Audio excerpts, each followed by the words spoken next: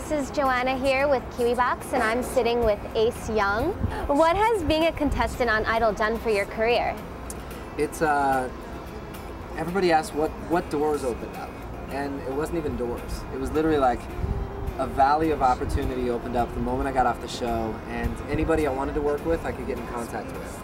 So it was ridiculous. I got off the Idol tour, and the first person I wanted to talk to was Desmond Childs. Desmond Childs wrote Dude Looks Like a Lady for Aerosmith, wrote Crazy for Aerosmith, wrote Living on a Prayer for Bon Jovi. He has over 90 top 10 hits as a songwriter and producer, and he wrote the rock that I grew up with. So I always came from more of an R&B side. I worked with Brian McKnight for a little while as well. Wow. So I wanted to make sure that the whole album had the rock and the R&B influences that I grew up with. Right. So I was lucky enough to get that first meeting with the first producer on the list and actually lock it down to where he split costs on the whole album with me. And then when we were all done, we then partnered with Pazzo Music and Fontana through Universal. So the album is finally finished. That's awesome. It's going to be in stores July 15th, so you got to pick it up. And we're getting some great response on it thus far, and it's not even out yet. Wow. So how was it like working with Desmond Childs? Desmond was it was like a learning camp for a writer.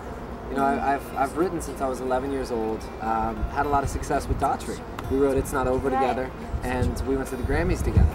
So it was like it was really amazing to be nominated for a Grammy the first time I wrote something with Chris. And It's Not Over did very well. So when I was with Desmond, it took everything I knew as far as writing songs to a new level, to where everything had a storyline, everything was based on the music and selling the emotion of the song instead of just saying something because it's catchy. Right. And we really locked it down to where it's about that real sounds, the real band. So when we hit the road, it sounds just like the album. And today we're actually going to do something for you that's a little different because we're doing an acoustic set.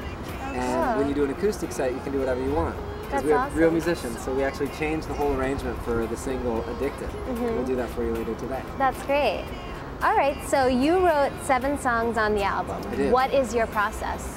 For writing a song? Yeah. We actually wrote 50 songs before we even picked the songs that made the album.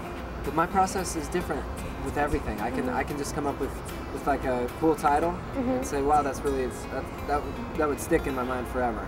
So I should jump in and write something about it. Right. I can also just vibe with any of my band, and we can come up with something within a day.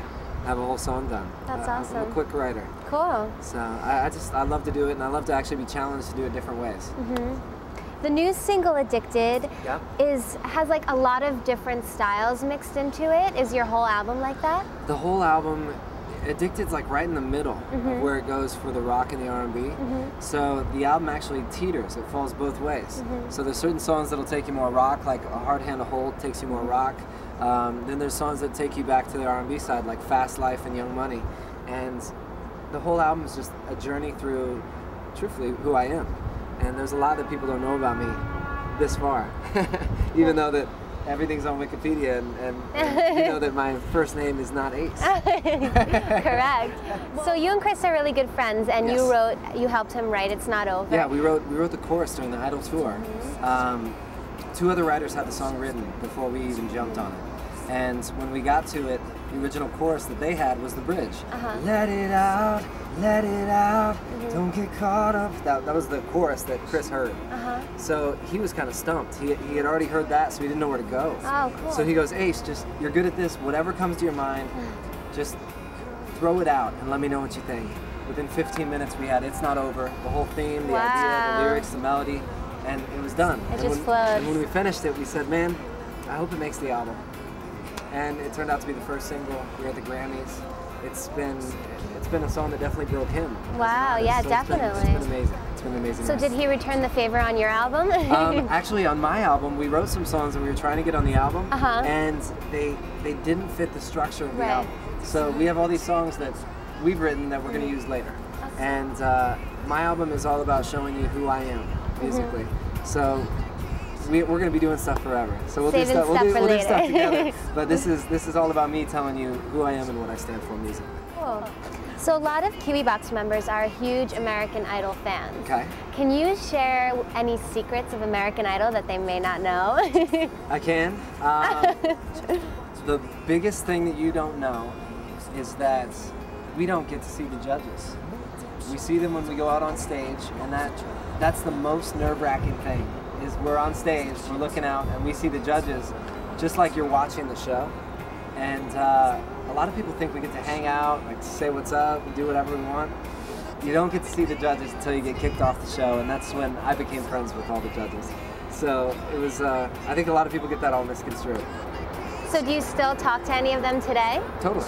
Cool. Totally. I have all their contacts. I hit them up whenever we're in the same town, and they actually have my album. I dropped on my album a little early, and they told me they love it. So I'm very excited about everything that's to come. Simon loved it too? Simon loved it too. Simon actually never really said anything too mean to me. Yeah, he liked you a lot. Yeah, and it started off well. I did father figure, and he said great things. Yeah. So I was sitting there like, okay, I don't know if it's going to get any better than that from Simon. So you went out and you just take it. Yeah, that's Go roll with the punches. Awesome. All right, so you just seen an exclusive interview with Ace Young, and he's going to be doing a little something acoustic for us off of his new album, and the song is called Addicted. Addicted to you.